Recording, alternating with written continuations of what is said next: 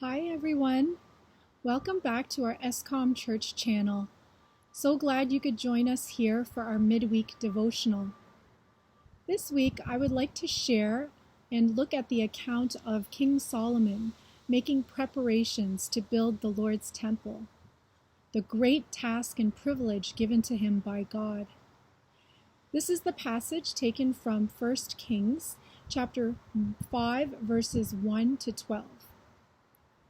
Now Hiram, king of Tyre, sent his servants to Solomon when he heard that they had anointed him king in place of his father, for Hiram always loved David.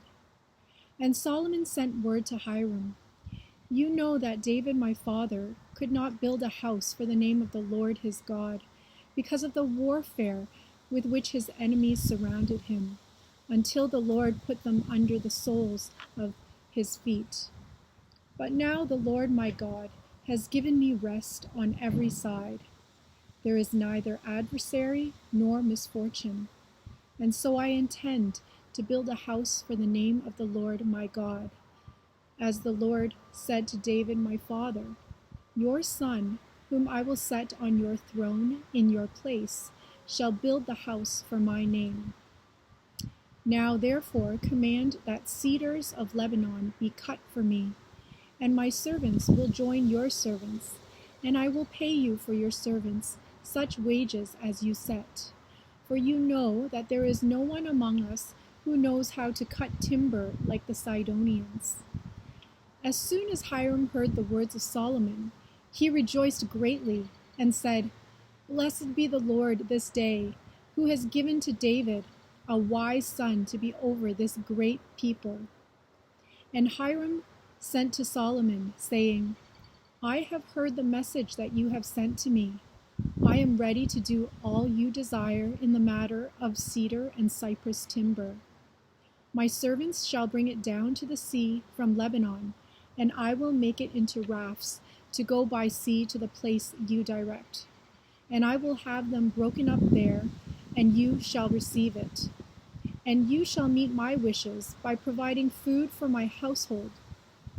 So Hiram supplied Solomon with all the timber of cedar and cypress that he desired, while Solomon gave Hiram 20,000 cores of wheat as food for his household and 20,000 cores of beaten oil.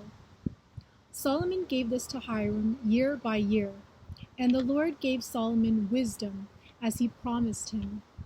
And there was peace between Hiram and Solomon, and the two of them made a treaty.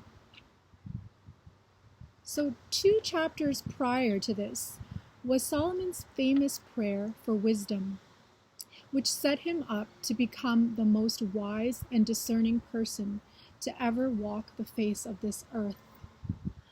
But who do you think put that prayer in his heart to begin with? The same God who encountered him in that dream. Recall the universal force of last week? Our God is a loving, interactive, and personal God, different from all other gods that man may create. David, Solomon's father, known as the man after God's own heart, yearned to build a temple for God, but was unable to do so because of the warfare which his enemies surrounded him with.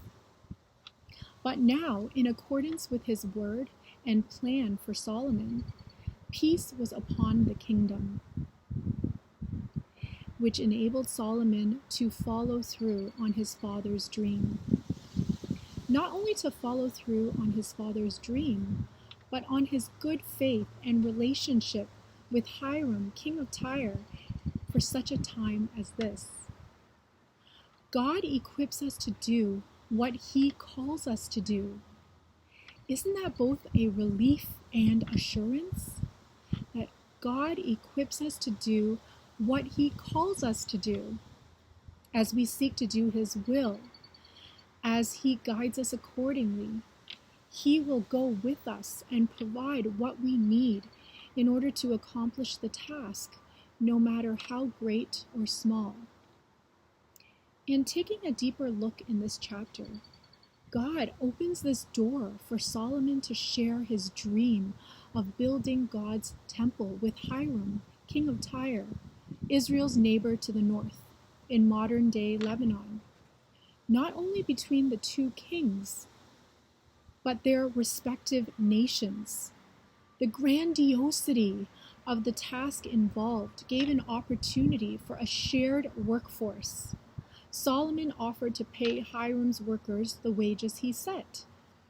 He wanted only the best for God's temple, and he knew that there was nothing like the cedars of Lebanon, and no one as skilled as the Sidonians in Lebanon at cutting timber. So Hiram supplied Solomon with all the timber of cedar and cypress that he desired, while Solomon gave Hiram today's equivalent of 100,000 bushels of wheat as food for his household and 110,000 gallons of pure olive oil. Solomon gave this to Hiram year by year, and the Lord gave Solomon wisdom, as he promised him. And there was peace between Hiram and Solomon, and the two of them made a treaty. By employing the Israelites to work alongside these skilled workers, Solomon was developing his people, while at the same time involving the Sidonians and people of Tyre, together known as the Phoenicians, in the work of building God's temple. Can you imagine the conversations between the peoples while working together on this huge project? What a hands-on opportunity to speak of God's glory, beauty, strength, and majesty, literally in the context of building his house. God's strength and beauty are meant to be reflected in our lives. So what plans do you have to strengthen and beautify the people and places in your life? To magnify and display his attributes? Is it to make beautiful food to bless others if we are so gifted? Is it to speak words of encouragement to edify someone? Is it a daily sensitivity to our prideful thoughts and asking Jesus to replace it instead with his humility so that we can daily shed our sinfulness and put on Christ, and in doing so, bless those around us? We all have a circle of influence, whether with our peers, in our homes, in our schools, at our workplaces.